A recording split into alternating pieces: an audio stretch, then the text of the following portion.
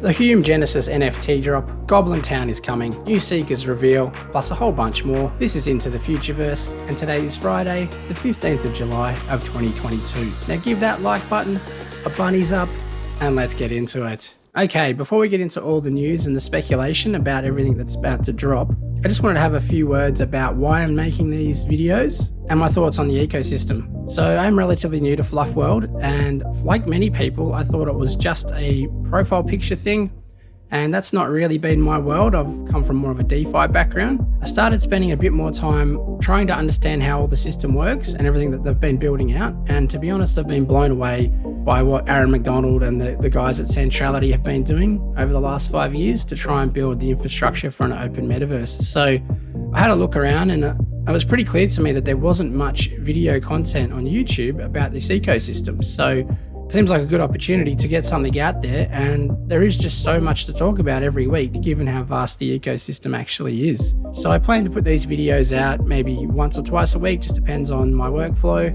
and how much news there is to cover.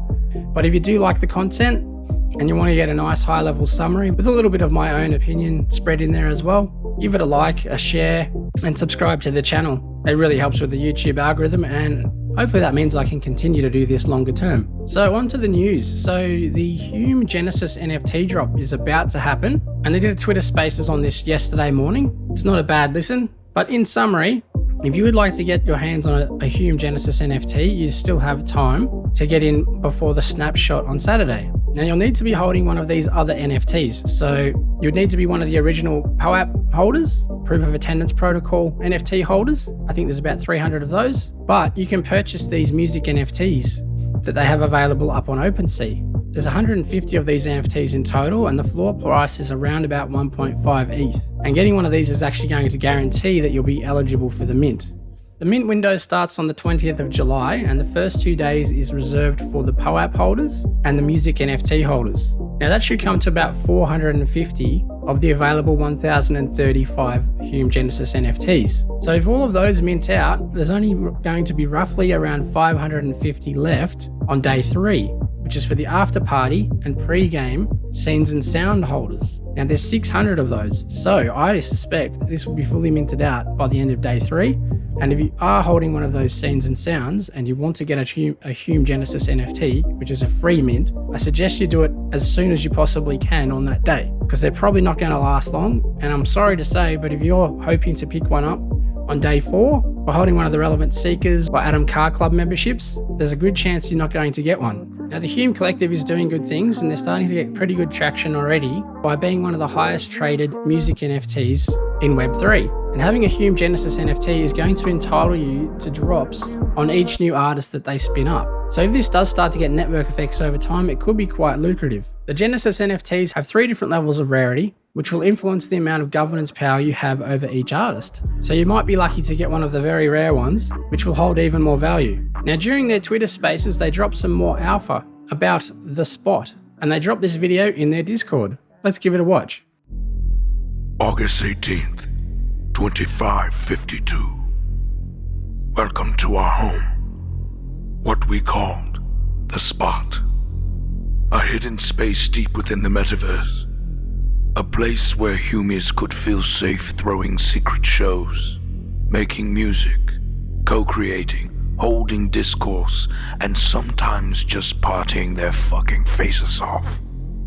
'Twas a covert sanctuary for all communities to join in creative expression. This is what an open metaverse could have looked like. It is hard for me to see this image. So much joy, so many memories, only to be decimated by the Sunny Republic.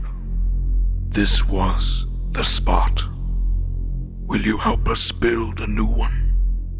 Before I continue, if you're new to the channel, hi, welcome, I'm Gerry, host of Into the Futureverse, where I cover alpha and updates on all things FLUF World and the Futureverse ecosystem. And if you enjoy this content, consider supporting the channel by smashing that like button, hitting subscribe, and hitting the notifications bell so you get all my videos in a timely fashion. Okay, moving right along to Goblin Town. So Aaron McDonald jumped into the Discord late last week after a video with the Defiant and dropped a bunch of alpha. And some of that alpha was regarding Goblin Town. Phase 1 is launching this month, but the goblins did not capture enough seeker parts to complete their portal. Now it feels like everything is coming together in the ecosystem and the arrival of the goblins is imminent. Now there's been lots of speculation around the recent scene that was dropped to Altered State Machine participants in their liquidity bootstrapping event. It's titled the ASM Discovery Portal and is currently available on OpenSea for about 0.14 ETH. So keep an eye out for portals popping up in all the socials and tag Altered State Machine if you find one. Could this be related to Goblin Town? Another bit of potential alpha involving Goblin Town is centered around Universe and their polymorphs. This breadcrumb was dropped by Tyler, their founder, in Discord some time back. While I was originally building Goblin Town for Universe, I gave it to FLUF World because I'm involved in FLUF World as well, and I'm still not telling anyone what it is, not a word. Interesting. Now Aaron has mentioned we'll have to sacrifice something to appease the goblin gods. But could it be that polymorphs are part of that sacrifice? Now the timing seems uncanny because polymorphs have their own burn and mint mechanism, where you can burn a V1 polymorph into a 3D capable version 2 and claim one of these free polymorph face NFTs, which if you ask me look kind of goblin-like. Interesting. Furthermore, the We Are Goblin Town Twitter page commented on this Universe.zyx Seekers announcement in May. Clearly something's going on here. We can see this Seeker has a corn gun, which originated from polymorphs.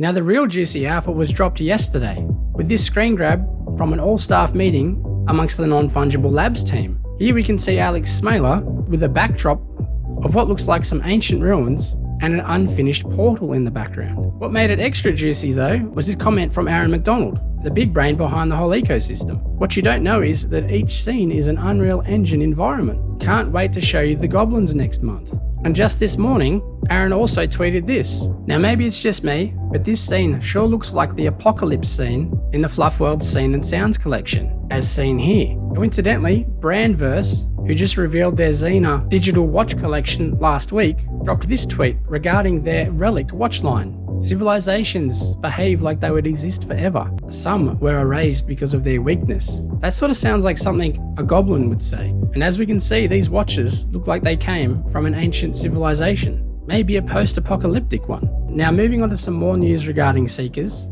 Yesterday they dropped this announcement about a partnership with Cool Cats. Now this would not have come as much of a surprise to people already involved with Seekers, as clearly there were some Cool Cat traits, but it seems to have surprised the Cool Cats community itself, and some members of their community were quite skeptical of the partnership. And to be fair, I can see where they're coming from. Now as much as I love Silo and the Seekers, I think their PR team can do a little better here. It wouldn't take much to create a 3 or 4 paragraph Medium post and accompany it with these announcements, so members of the communities we're trying to engage with have a better understanding of what we're trying to achieve here. However, I love what the team's doing and I'm really excited about the project. This kind of reminds me of the initial reaction that FLUF World participants had regarding the Ripple announcement.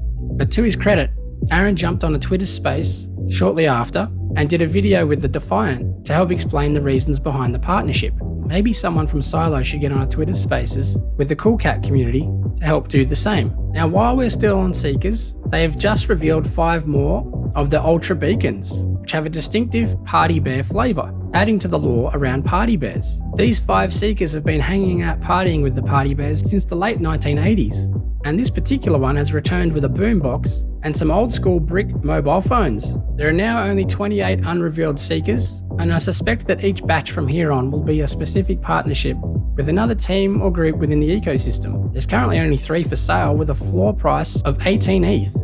Thanks very much for watching. If you enjoy this content, smash that like button, hit subscribe, and maybe consider watching one of my other videos. Bunnies up!